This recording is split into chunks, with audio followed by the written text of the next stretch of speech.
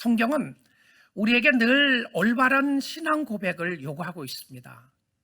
그 신앙 고백은 바로 오늘 이 아침 시간에도 여러분에게 요구하고 있는 것은 예수가 누구신가 라고 하는 질문입니다. 우리는 이 부활절 아침 시간에 하나님 앞에 예배를 드리면서 가장 기본적이고 중요한 소중한 질문을 다시 한번 묻고 싶습니다. 예수님이 여러분의 삶 속에는 누구이신지 말입니다. 나는 성경이 이야기하고 있는 예수를 믿고 있는가? 아니면 내가 들었던 예수를 믿고 있는가? 아니면 세상 사람들이 말하고 있는 예수를 믿고 있는가? 역사적인 예수를 믿는가? 성경의 예수를 믿는가 말입니다. 여러분, 오늘 이 아침 시간에 여러분이 경험한 예수님을 믿으시나요? 아니면 성경에 고백하는 예수님을 믿으십니까? 오늘 이 부활절 아침에 부활하신 예수 그리스도가 누구인지를 다시 한번 확인하며 우리의 심령을 주님 앞에 드리는 귀한 시간 될 수 있기를 원합니다. 사도 요한은 로마 시대 때에 박해가 많았던 그 시대에 밤모섬으로 귀향을 가게 됩니다. 그곳에서 천성이 열려지고 하나님의 음성을 듣게 되고 하나님께서 보여주시고 싶은 모든 것들을 다 보여주시면서 앞으로 일어날 일에 대한 계시들을 다 가르쳐 주셨습니다. 그런데 그가 살고 있었던 그 땅은 환난과 핍박이 있었습니다. 예수를 믿는다는 이유 때문에 많은 사람들이 죽게 되고요, 핍박을 당하게 되고 숨어서 살아야 하는 그런 상황 가운데 살게 되었습니다. 어쩌면 오늘 우리의 심령과도 비슷한 모습이 있지 않나 생각을 해보게 되는데요, 천성이 울려서 하나님의 은혜와 하나님의 축복을 바라봄에도 불구하고 우리가 이 땅에 살아나가는 이 세상은 여러 가지 힘들고 어려운 부분들이 많이 있음을 보게 됩니다. 그런데요, 요한계시록의 핵심은 핍박이 아니었습니다. 환난이 아니었어요. 그러니까 사도 요한의 입장에서는 환난이 제일 큰 문제였는데 성경의 입장에서는 환난이나 핍박이 문제가 아니었고요, 구원자 되신 예수 그리스도가 핵심이었어요. 복음이었습니다. 힘들고 어렵지만 또한 어려운 일들이 있겠지만 기다리라, 인내하라, be patient, trust God. 하나님을 신뢰하고 의지하고 나가면 하나님이 함께 해주실 것이다. 지금 힘들고 어렵지만 하나님이 또 함께 해주실 것이고 인도하여 주실 것이고 하나님이 결코 우리를 버리지 않는다고 하는 메시지가 요한계시록의 메시지였습니다. 그런데 요한은 이 예수 그리스도가 누구인지를 1장에서부터 설명을 하기 시작합니다. 예수가 누구인지 말입니다. 오늘 본문 말씀 1장 4절 말씀을 한번 보겠습니다. 우리 한번 같이 읽어볼까요? 여러분 앞에 스크린 나오는 거를 보시고요, 같이 한번 읽겠습니다. 시작. 요한은 아시아에 있는 7교회에 편지하노니 이제도 계시고 전에도 계셨고 장차 오실 이시며 그의 보좌 앞에 있는 7 영과. 어제도 계셨고 오늘도 계시고 영원히 계신 분이시다. 그분이 장차 오실 분이다. 과거와 현재와 미래를 주관하시는 분을 이야기를 하고 있는데요, 이 땅에 태어난 어떤 사람이라고 할지라도 사람은 이렇게 살 수 없어요. 모두 다 태어난 날이 있고요, 태어난 날 없이 태어난 사람 한 사람도 없습니다. 그리고 오늘을 살아가게 됩니다. 우리는 미래를 살지 않아요. 내일은 오늘이 될 수가 없습니다. 내일은 내일입니다. 미래를 다 보고 미래를 살아본 사람은 아무도 없습니다. 여러분, 요즘 그런 생각 더 들지 않으세요? 앞으로 무슨 일이 있을지, 이런 일이 있을지 모르는 거죠. 내일 무슨 일이 있을지 모릅니다. 미래는 우리에게 속해 있지 않아요. 다시 오는 그분이 어제도 있었고 오늘도 계시고 다시 오신다고 이야기하는데 예수님 외에는 이런 분이 없죠. 성경은 이 분을 하나님이라고 표현했습니다. 그가 죽었다가 살아났기 때문에 오늘도 영으로서 우리와 함께 하시고요, 영으로서 오늘도 예배 가운데, 우리 예배 가운데 함께 하시는 줄 믿습니다. 예수님이 우리의 육안의 눈으로 보이지 않지만 예수를 만난 사람들에게는 증상이 있습니다. 코로나에 걸린 사람이 증상이 나타나죠. 증거가 있습니다. 우리에게도 확실한 증거가 나타나는데요, 그것이 뭡니까? 삶의 변합니다. 예수를 만나기 전과 후가 다른 것이죠. 여러분, 예수 믿는 사람들은요, 예수 믿기 전과 후가 확실하게 달라요. 믿으시죠? 왜냐하면 증상이 나타나요. 나는 예수를 믿고 났는데 아무런 증상도 없다. 머리 아픈 증상도 없고, 우리는 머리 아프면 안 되죠. 머리가 시원해져야 되는데 증상이 나타난다는 거죠. 우리는 다룰 수밖에 없어요. 예수를 만났는데 아무런 증상과 표현이 없다. 그럴 수 없다는 것이죠. 자, 그리고 또 예수님이 누구신지를 설명을 하는데요. 5절 상반절만 한번 보도록 하겠습니다. 또 충성된 증언으로 죽은 자들 가운데서 먼저 나시고 땅의 임금들의 머리가 되신 예수 그리스도로 말미암아.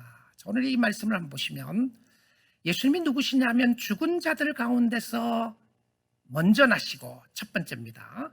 두 번째는요, 땅의 임금들의 머리가 되신다라고 그렇게 이야기를 하고 있어요. 자, 우리 첫 번째는 잘 압니다. 예수 그리스도가 부활의 첫 열매가 되셨기 때문에 그리스도가 죽음으로 말미암아 그리스도 안에 있는 사람들이 부활하게 될 것을 이야기하는 것입니다. 그래서 그리스도가 먼저 나셨다는 표현을 씁니다. 근데 그 다음 표현을 보십시오. 땅의 임금들의 머리가 되신 예수 그리스도로 말미암아 땅에 있는 세상의 모든 왕들의 헤드가 그리스도입니다. 근데 세상은 왕이 제일 높은 사람이죠. 제일 높다고 생각을 합니다. 그런데 세상의 왕은 자기가 최고인 것처럼 생각을 하는 거죠. 예수를 인정하지 않습니다. 그런데 예수님은 인정하던 안 하던 그가 머리가 되십니다. 이 세상이 인정하지 않아서 그런 거죠. 성경에서 분명하게 하나님이라고 표현하지 않고 이 부분을 예수 그리스도라고 표현을 하는데요. 어떤 사람은 하나님은 믿는데 예수는 못 믿겠다, 이런 사람들 있죠. 근데 오늘 제가 말씀드리는 이 모습만 봐도요, 여러분이 생각하고 있는 어제도 계셨고 오늘도 계시고 장차 오실리고 영원히 계실 분이 누구였습니까? 하나님이었어요. 근데 그 하나님의 똑같은 하나님의 임재와 하나님의 역사하심을 예수 그리스도로 표현해서 말하고 있다는 겁니다. 세상의 모든 통치가가 되시고 주관자가 되시는 분 누구십니까? 하나님이에요. 근데 성경은 계시록에서는 분명하게 그가 예수 그리스도라고 이야기하고 있다는 것입니다. 하나님을 믿으면 예수를 믿게 돼 있어요. 자, 한 번 더 확인하겠습니다. 계시록 1장 오늘 본문 가운데 8절 말씀인데요. 주 하나님이 이르시되 나는 알파와 오메가라, 이제도 있고 전에도 있었고 장차 올 자여 전능한 자라 하시더라. 자, 우리 이 표현을 계시록에서 몇 번 봤어요. 조금 전에 말씀 가운데도 봤습니다. 전에도 있었고 지금도 있고 장차 올 자가 예수 그리스도라고 그랬는데 이 같은 문장 속에서요, 같은 몇 구절 뒤에서 뭐라고 이야기했냐면 그가 하나님이라고 이야기를 해요. 그러면 이 계시록에서 하고 싶은 이야기가 있는 거죠. 예수 그리스도가 천지를 창조하신 하나님이라는 것을 주저함 없이 이야기하고 있는 것입니다. 밝히고 있는 것이죠. 자, 그러면 여러분, 부활의 가장 큰 축복은 무엇인지 압니까? 오늘 부활절 예배를 드리면서 여러분에게 가장 큰 축복이 무엇이었냐 하면 이 예수님을 하나님으로 믿는 축복입니다. 이 고백이요, 아무나 못해요. 여러분, 예수님 보면서 하나님이라고 믿고 있는 거예요? 한번 주위의 사람들하고 보세요. 이 고백 못해갖고 발버둥 치는 사람 얼마나 많은지 아세요? 말도 안 되는 소리라고 그러는데 우리가 그것을 믿고 있어요. 그 예수님이 하나님이라는 사실이죠. 자, 두 번째로 보기를 원합니다. 두 번째는요, 부활하신 예수님께만 속해 있는 것이 있어요. 예수님께 속해 있는 것이 무엇인가 한번 보겠습니다. 예수 그리스도로 말미암아 은혜와 평강이 너희에게 있기를 원하노라. 여러분, 지난주 우리 예배 설교 시간에 계시록 마지막 장을 보았죠. 마지막 장 마지막 절을 보게 되면 마지막으로 했던 그 주제가 은혜였습니다. 은혜, 하나님의 은혜였던 것이죠. 자, 근데 그 은혜를 다시 이야기를 합니다. 은혜와 평강, 그러니까 두 가지가 있어요. 은혜와 평강 두 가지를 하나님께 속해 있는데, 예수 그리스도께 속해 있는데 너희에게 있기를 원한다, 이렇게 이야기를 합니다. 그러면 이 땅에 살아나가는 부활을 믿는 사람들에게 나타나는 증거 중에 하나가 무엇이었냐면 은혜와 평강입니다. 은혜가 평강이에요. 예수 믿는 사람들의 마음속에는 은혜와 평강이 가득 채워지게 돼요. 은혜가 뭡니까? 값없이 주어지는 하나님의 선물이죠. 구원입니다. 평강이 무엇입니까? 샬롬, 우리의 심령 속에 주시는 은혜와 축복을 이야기하는 것이죠. 그런데 이 은혜와 평강이 예수 그리스도로 말미암아 through Jesus Christ, through 예수를 통해서 오게 된다고 그렇게 이야기를 해요. 예수님께 있는 것이 샬롬이었습니다. 우리가 인사 자주 하는 표현이죠. 샬롬, 평강의 모습이었는데 예수님이 부활하신 후 제자들에게 찾아오셔서 첫 번째로 하셨던 말씀이 너희에게 평강이 있을지어다, 그렇게 이야기하셨죠. 그리고는 예수님 말씀하셨어요. My peace I give unto you. 나의 평강을 너희에게 주기를 원한다고 말입니다. 사랑하는 성도 여러분, 오늘 같은 때에 우리에게 정말 필요한 것이 은혜와 평강 아니겠습니까? 불안할 때에, 낙심이 될 때에, 미래에 대한 두려움이 있을 때에, 아플 때에, 고통 속에 있을 때에 예수님의 샬롬이 있기를 원합니다. 그런데 이 예수님의 샬롬은 세상에 있지 않아요. 하나님이 사랑하는 자녀들에게 선물로 주는 것이었습니다. 그래서 평강 안에서 안식할 수 있는 것이죠. 여러분, 우리는 행복한 사람들입니다. 예수의 은혜와 평강은 사랑하는 자녀들에게 선물로 주신 것이었습니다.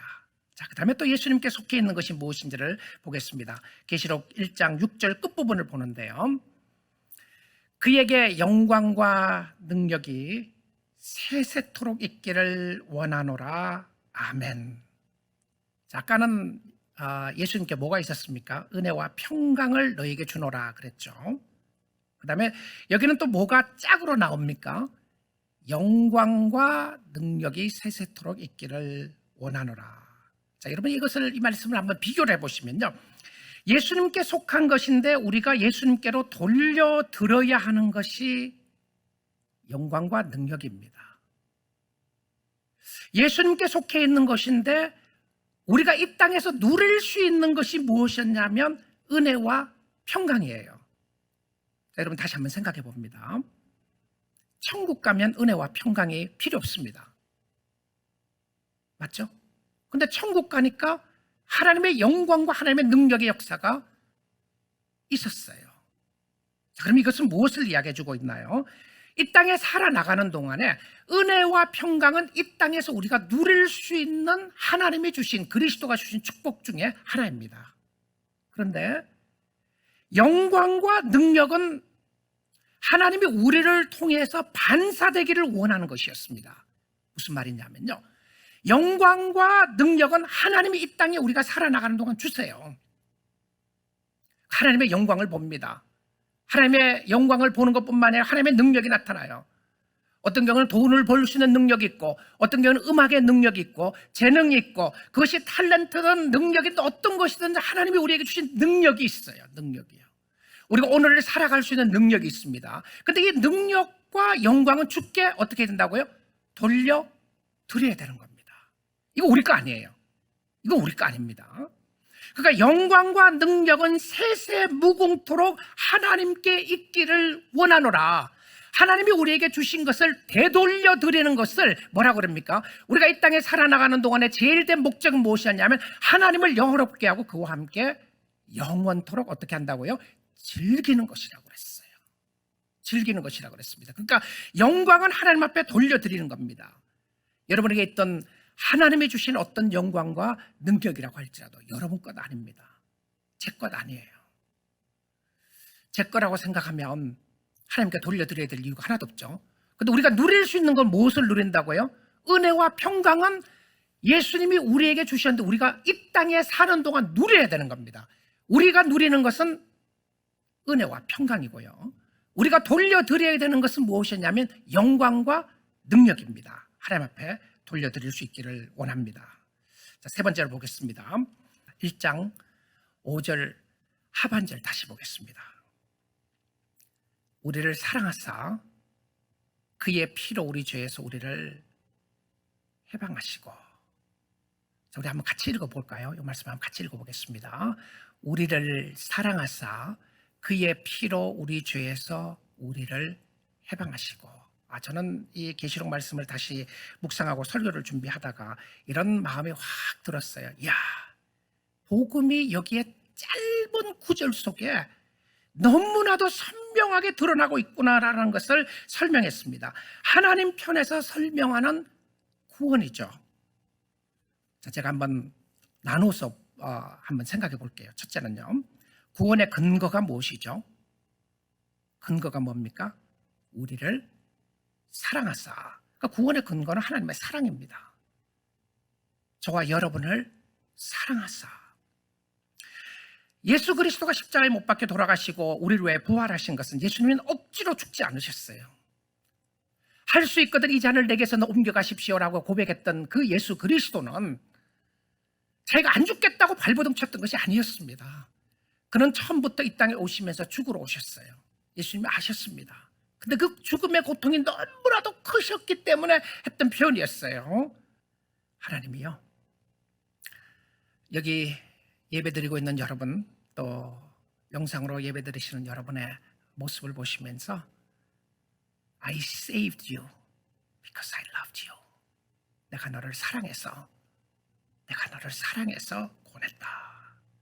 하나님의 사랑 때문에 구원받은 줄 믿습니다. 구원의 도구는 무엇인가요? 그의 피로. 자, 우리가 레위기서를 보게 되면 피 흘림이 없이는 죄사함이 없어요. 히브리서에도 여러 번 강조하는 것이죠. 그래서 예수 그리스도의 보혈이 없으면 우리는 죄를 사할 수 있는 방법이 없습니다. 우리의 죄를 씻기는 오직 예수 그리스도의 보혈밖에 없어요. 그래서 피 흘림이 없이는 죄사함이 없다. 누군가가 죽어야 내가 살 수 있는 것이 진리였다는 것이죠. 이것을 구약 성경에서는 동물의 피였고요, 예수 그리스도의 피를 상징하기 위해 했던 것이었습니다. 정말 우리의 구원의 역사는 예수 그리스도의 보혈의 피로, 보혈이 생명이었어요.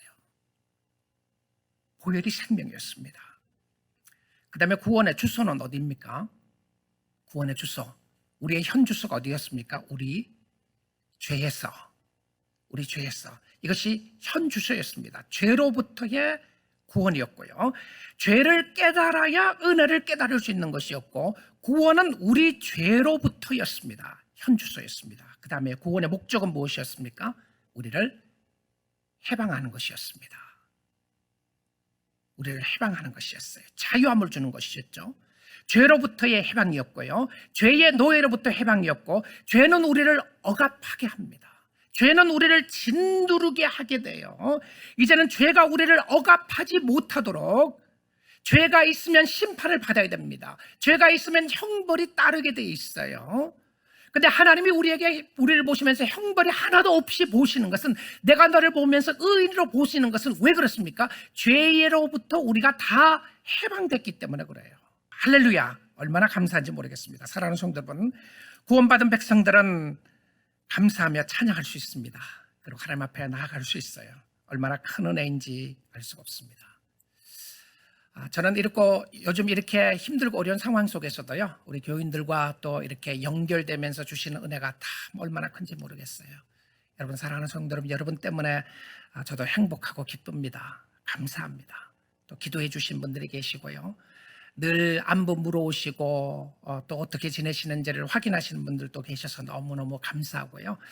저는 여러분들과 함께 예배 같이 드리지는 못하지만 여러분을 생각하고 기도할 수 있게 돼서 이 시간에 너무 감사드립니다. 우리 사랑하는 교우들, 힘내시고 그리스도 안에서 용기를 가지십시오. 그리스도 아닙니다. 예수님은 아니고요. 자, 마지막 한 군데만 더 보겠습니다. 그 다음에 예수님의 재림을 보게 될 것이라고 하는 축복을 주시는데요, 부활과 함께 주시는 축복이 무엇이냐면 그리스도의 재림이에요. 근데 재림은 동떨어지고 단순히 미래적인 것만이 아니라 오늘 현재 느끼는 하나님의 축복과 은혜 중에 하나였습니다. 그래서 구원받은 백성들의 축복이었는데요, 어떻게 재림의 예수를 볼 것인가가 중요합니다. 내가 재림의 예수를 어떻게 만날 것인가. 그래서 다음 주에 재림의 예수에 대한 부분을 한 번 더 말씀을 전하기 원하는데 계시록을 통해서요. 오늘은 계시록 본문 말씀 가운데 있는 1장 7절을 보겠습니다. 볼지어다 그가 구름을 타고 오시리라. 각 사람의 눈이 그를 보겠고 그를 찌른 자들도 볼 것이요 땅에 있는 모든 족속이 그로 말미암아 애곡하리니 그러하리라. 아멘. 자, 한번 잘 보겠습니다. 예수님이 다시 오시는 것을 누가 봅니까? 누가요? 각 사람이 누구죠?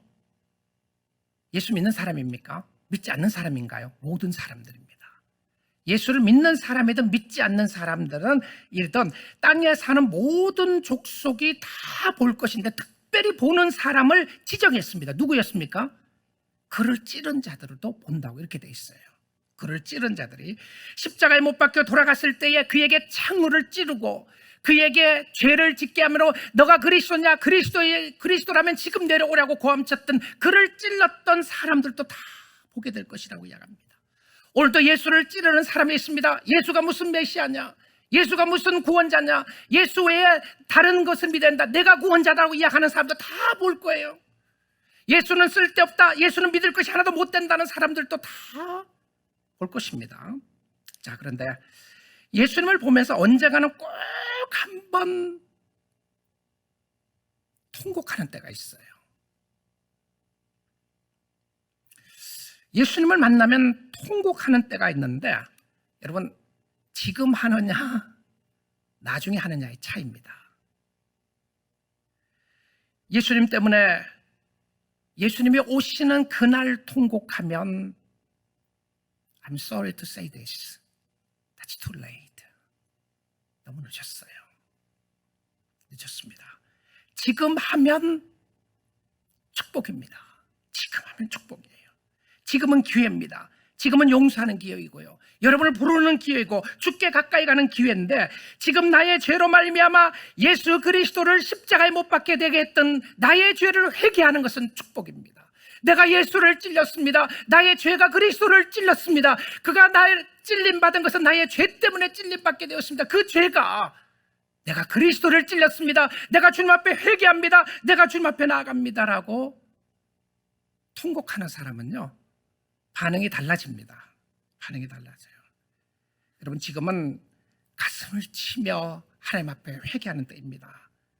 그러면 마지막에는 기쁨으로 외칠 때가 올 것입니다. 그런데 마지막에 통곡하면 그것은 회개가 아니라 후회입니다. 후회예요. 후회는 기회가 지나갔어요. It's too late. 여러분, 회개도 기회가 있는 것 아시나요? 지금입니다. 지금이에요. 살아있을 때입니다. 하나님의 은혜가 있을 때에, 하나님이 구원을 베풀어 주실 때 지금입니다. 자, 마지막 두 그룹을 성경 말씀을 통해서 한번 살펴보고 말씀 맺도록 하겠습니다. 두 그룹의 통곡이 나오는데요, 통곡의 시간이 차이가 있습니다. 재림의 예수님이 오실 때 통곡으로 나갔던 사람들이 있어요. 계시록 6장 16절 말씀입니다. 산들과 바위에게 말하되 우리 위에 떨어져 보좌에 앉으신 이의 얼굴에서와 그 어린 양의 진노에서 우리를 가리라. 예수님 못 보는 거죠.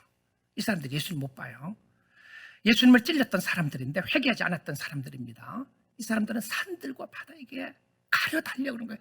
여러분, 오죽했으면 산과 바다를 향해서 가리워 달려 그랬겠어요. 왜 그렇습니까? 하나님의 진노의 잔이 떨어지기 시작하는 거예요. 세상에는 심판이 오게 되는 것입니다. 어린 양의 진노로부터 우리를 가리워 달라.